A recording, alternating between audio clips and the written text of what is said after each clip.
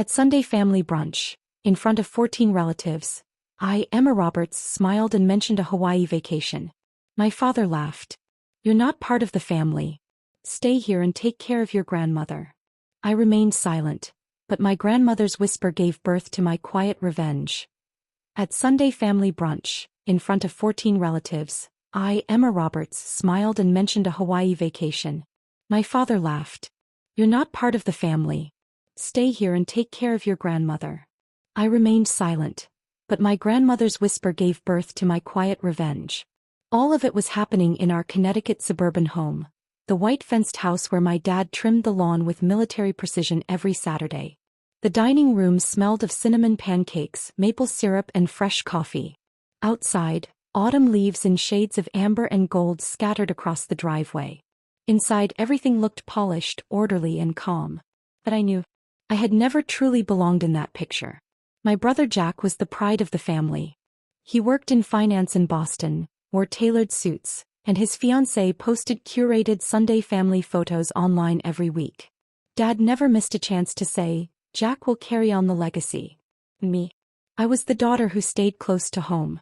The one who chose not to move away after college, using grandma's health as the reason. The truth was harsher. I had never given myself permission to leave. When I mentioned Hawaii, laughter rippled across the table. "Hawaii." Aunt Lisa arched an eyebrow. "Vacations are for people without responsibilities." Dad set down his coffee mug and looked straight at me. "You're not going anywhere. Your grandmother needs someone. Jack is busy." I glanced at Grandma. She sat in her wheelchair, silver hair neatly pinned back, her eyes holding that familiar quiet spark. Everyone thought she was fragile. But I knew better. There was strength in her silence. "Okay, Dad," I said softly. And just like that, everyone relaxed. The decision was made. As always. That evening I went into Grandma's room. The sun was setting, casting a golden glow through the window. I was brushing her hair when she spoke gently. "Emma, you mentioned Hawaii on purpose, didn't you?" I froze. "You think so?" She smiled. "You've always wanted to see the ocean. Your mother did too." My mother. Her name was rarely spoken in our house. She passed away before I turned 10. Dad remarried quickly. My stepmother was polite, well-mannered, but she was never my mother. Grandma squeezed my hand. "There's a blue box in the top closet shelf. Bring it to me tomorrow morning. Alone." There was something deliberate in her tone. The next day when the house was empty, I climbed onto a chair and pulled down the box. Inside were old photographs, documents, and an envelope labeled, "For Emma when she's ready." My hands trembled. It was my mother's handwriting. She had written about setting up a trust in my name, built from her life savings. Enough for graduate school, travel, a fresh start. But there was one condition. No one could control it unless I chose to activate it myself. Tears blurred my vision. Dad never told me. Grandma's voice was steady. "Your father believed the money would be better invested in Jack's business venture." I stopped him. "Kept the paperwork safe.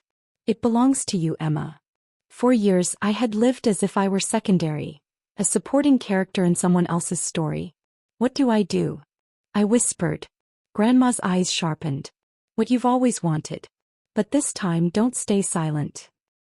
The following Sunday brunch looked the same. Same table. Same coffee. Same casual laughter. I placed the pancake platter down, then remained standing. "I have something to say." The room quieted. Dad sighed impatiently. "Make it quick." I smiled calmly. "I'm leaving for Hawaii next month. For 6 weeks. And after that I'm moving to Seattle.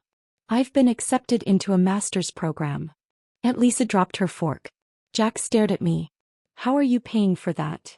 I met Grandma's eyes. She gave a subtle nod. "My mother set up a trust for me. I finalized the paperwork this week.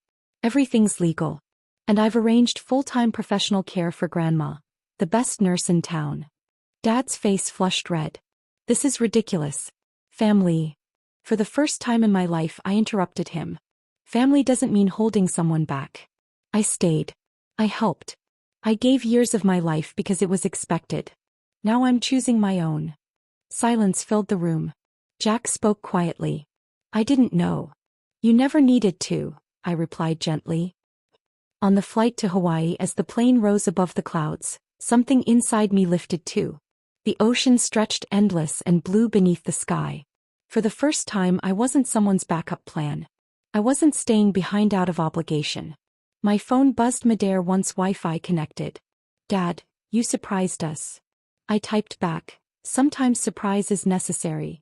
In Hawaii, I stood barefoot on warm sand at sunset.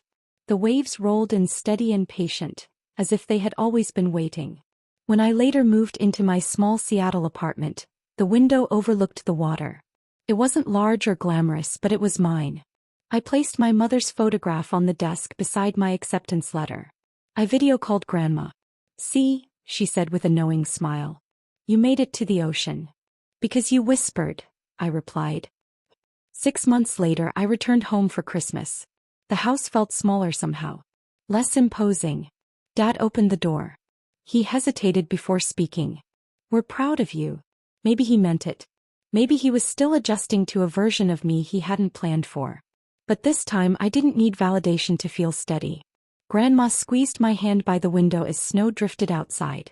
Quiet revenge doesn't arrive with shouting or slammed doors.